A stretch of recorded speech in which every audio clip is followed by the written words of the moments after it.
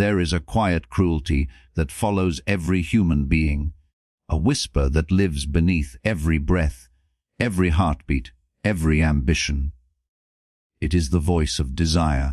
It begins softly, almost innocently, a want, a dream, a vision of something better, but soon it grows teeth, it devours peace.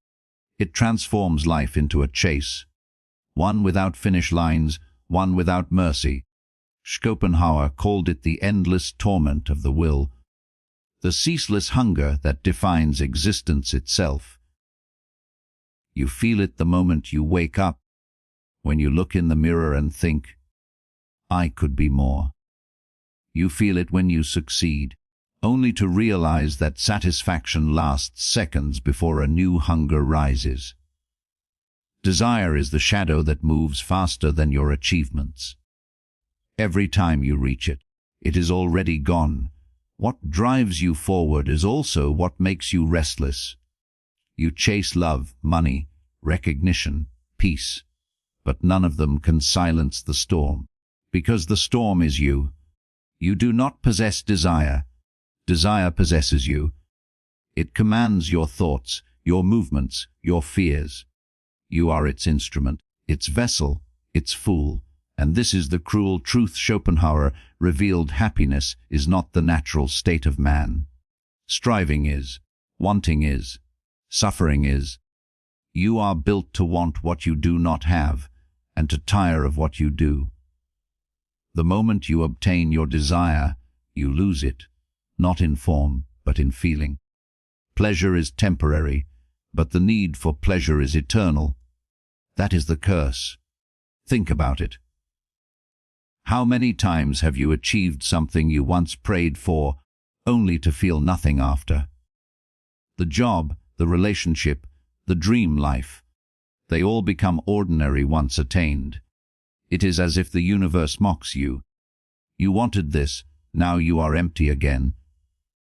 You stand surrounded by everything you ever wanted, yet feel a strange hollowness, as if meaning escaped you the moment satisfaction arrived. You might think fulfillment is hidden somewhere else, in more success, more beauty, more power, but every step toward those illusions only deepens the hunger. Because desire does not want fulfillment.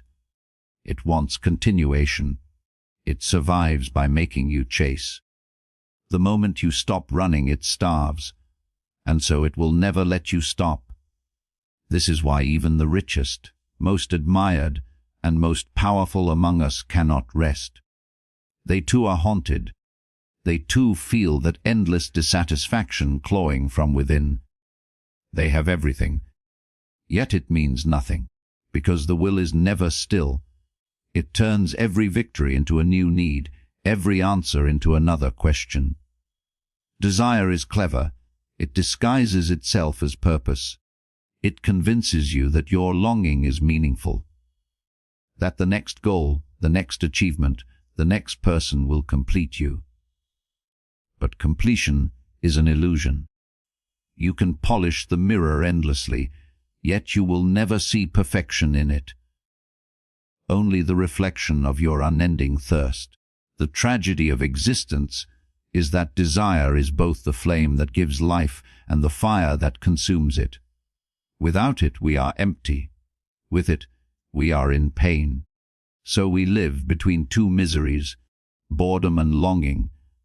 When we have nothing to want, life feels dull and pointless. When we want something deeply, life feels restless and unsatisfied. There is no escape, only motion, and yet most people refuse to see it. They keep running, keep dreaming, keep believing that satisfaction awaits at the next milestone. But it never does, because the problem is not the world. The problem is the will itself, the inner machinery that turns everything into craving, that whispers more, more, more. Desire promises heaven and delivers hunger. It shows you paradise, but only lets you starve at its gates. Every new possession becomes old. Every new face becomes familiar. Every triumph fades into indifference. The soul learns too slowly what Schopenhauer knew too well, that to desire is to suffer, and to live is to desire. You can numb it with distractions, drown it with pleasure, or bury it under achievement, but it never dies. It waits. It always waits. Behind the laughter, behind the applause, behind the moments of joy, it breathes. The subtle ache that says, something is missing. That ache is your most faithful companion. It has been with you since birth and will stay until the end. But the cruel genius of desire is that it makes you believe that your suffering has a purpose. It convinces you that your longing means progress, that your emptiness is a sign of ambition. You tell yourself that if you just work harder, love deeper, think smarter, you will arrive somewhere that finally feels like enough. But you never do. Because desire does not lead you forward. It loops you endlessly through illusions of arrival. Look closely at the structure of your life. Every moment is a negotiation between what you have and what you want. You live suspended between memory and imagination, haunted by what is gone, obsessed by what might come. Rarely are you here, in this exact breath, and even when you are, a thought interrupts it. A subtle fear that you are missing something, wasting something, losing time. That fear is the echo of desire. It keeps you restless so that you never see its trap. Desire does not only want things, it wants time itself. It consumes the present. It takes the only reality you have, this moment, and trades it for an illusion. It turns life into a transaction. Give me now, and I will give you later. But later never arrives. Later is a mirage that keeps moving as you walk toward it.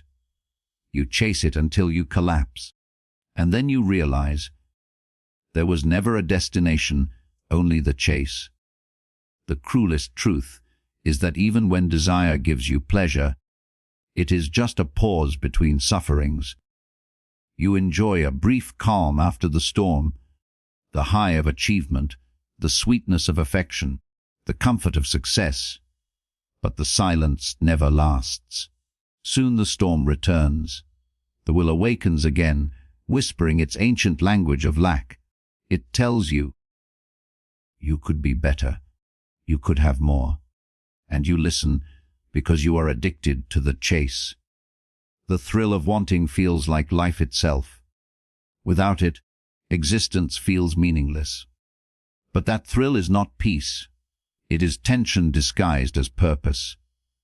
You think you are living, but you are only pursuing. Schopenhauer saw through this with almost unbearable clarity. He said that life swings like a pendulum between pain and boredom. When we desire, we suffer. When we achieve, we become bored. Between these two poles, the human heart never finds rest. It trembles constantly, yearning, fearing, regretting. And all the while, time slips quietly away. Desire paints beautiful pictures, but behind every image lies despair. You dream of love, but when you find it, you begin to fear losing it. You crave success, but once you reach it, you begin to crave a higher one. Even happiness becomes another burden, because you start to worry it will not last. Every joy hides its own expiration. Every pleasure carries the seed of its decay. The truth is brutal but simple. Satisfaction is not designed to endure. It fades by design because the will needs new fuel to survive. It thrives on dissatisfaction, on struggle, on longing. You are built to chase, not to rest. You are programmed to want, not to be content. You were born hungry, and you will die unsatisfied. But maybe, just maybe, that is not a punishment. Maybe the tragedy of desire is also the proof that we are alive. The animal eats and sleeps. It does not dream of greatness. But man burns, man imagines, Man wants to touch infinity with mortal hands. It is both his torment and his miracle. Desire is cruel, yes, but it is also the pulse of creation. It is why art exists, why revolutions rise, why love still drives us to madness. Every great thing you admire was born from dissatisfaction. Someone, somewhere, looked at the world and said, "This is not enough." And in that rebellion, beauty was born. So, do not misunderstand Schopenhauer's truth. He did not curse desire merely to despair. He revealed its nature so we might see it clearly. Not as a god to obey, but as a storm to understand. Because when you see the storm, you no longer mistake it for your soul. You no longer confuse craving with meaning. And perhaps then you can step back, not to destroy desire, but to stop kneeling before it. To use it like fire, not be consumed by it. You can let it burn through you, but not define you. You can strive without illusion, want without worship, live without expecting to arrive. Because the moment you stop believing that happiness lies somewhere else, you begin to taste freedom, not pleasure, not excitement, but peace. But peace is terrifying to most people. They do not know what to do with stillness. It feels like death. Because they have mistaken movement for meaning, craving for identity. Take away their hunger, and they crumble. They do not know who they are without something to chase. That is the final trick of desire. It convinces you that your emptiness is your identity, that you are nothing without the next goal, the next lover, the next dream.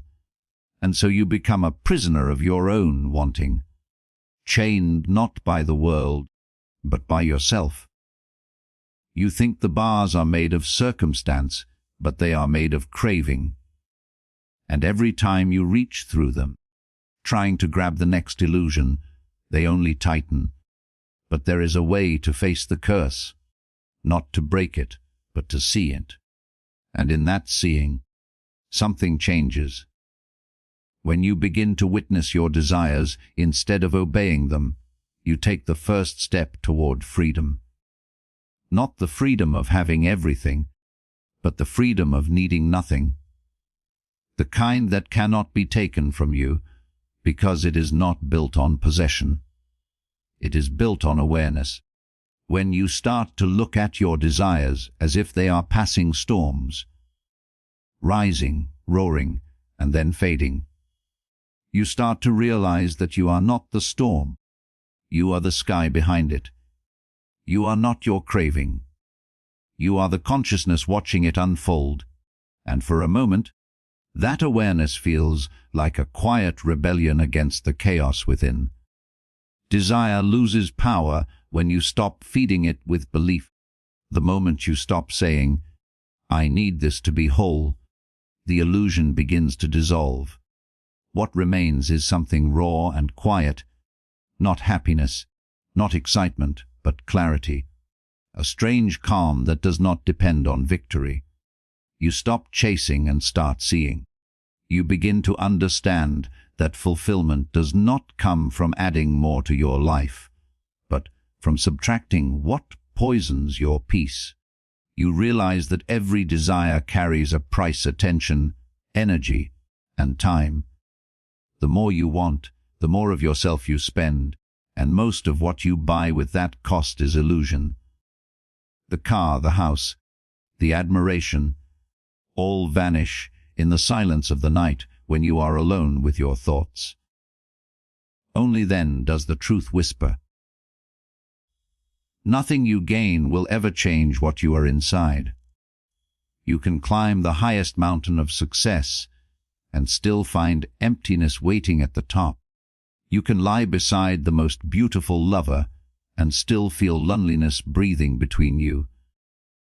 You can be adored by millions and still wake up with that familiar ache in your chest, that echo that says, something is still missing.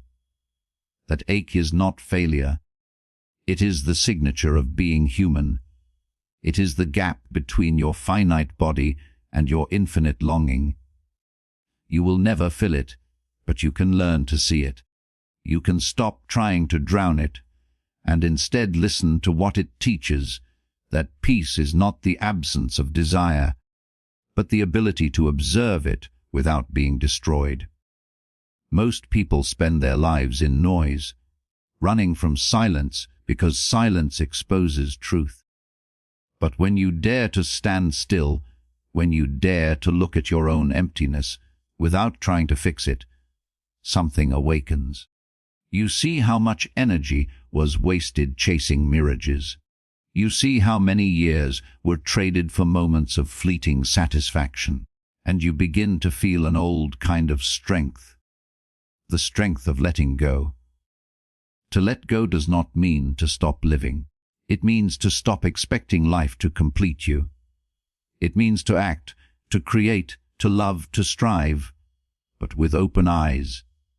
To walk through the fire knowing it burns, yet not mistaking the pain for purpose. To use desire as fuel, not as fate, and perhaps that is the only wisdom that can save you, not from suffering, but from illusion. The understanding that life will never give you the satisfaction you dream of, but that this is not a tragedy. It is liberation. Because when you stop expecting permanence from impermanent things, you stop being their slave. You start to live with a quiet dignity, a tragic grace. You still feel hunger, but it no longer controls you. You still want, but you also understand. Desire becomes a visitor, not a master. It comes, it goes, and you watch it. Sometimes you let it guide you, sometimes you let it pass. And slowly, life becomes less of a chase and more of a dance. The storm still moves, but it no longer frightens you. You move with it. You burn, but you do not suffer for it. This is what Schopenhauer's Cruel Truth really reveals. Not hopelessness, but honesty. He stripped the illusion of happiness so we could find a deeper kind of peace, the peace of seeing clearly. The world will not satisfy you, because it was never meant to. It was meant to awaken you, to show you what you are beyond the wanting. You are not the endless hunger. You are the one who feels it. You are not the pain of the will. You are the witness of it. And when that understanding settles in your soul, something inside becomes still. The pendulum still swings, but you are no longer its prisoner. You begin to smile, not because you have conquered desire, but because you no longer expect it to save you. There is beauty in that surrender. Not the beauty of perfection, but of acceptance. To walk through a world of impermanence with open eyes and an unbroken spirit. To say, yes, I will never be fully satisfied, but I will live fully anyway. That is courage. That is freedom. Because in the end, you realize that the curse of desire is also the proof of life. The H in your heart is the pulse of existence itself. You will never silence it, but you can walk beside it, knowing it will always whisper, and you will always hear. And maybe, in that endless conversation between longing and awareness, you find something greater than satisfaction. You find truth, and truth, once seen, can never be unseen. Man can do what he wills, but he cannot will what he wills. Arthur Schopenhauer. If this made you think deeply, make sure you like this video, share it, and subscribe for more.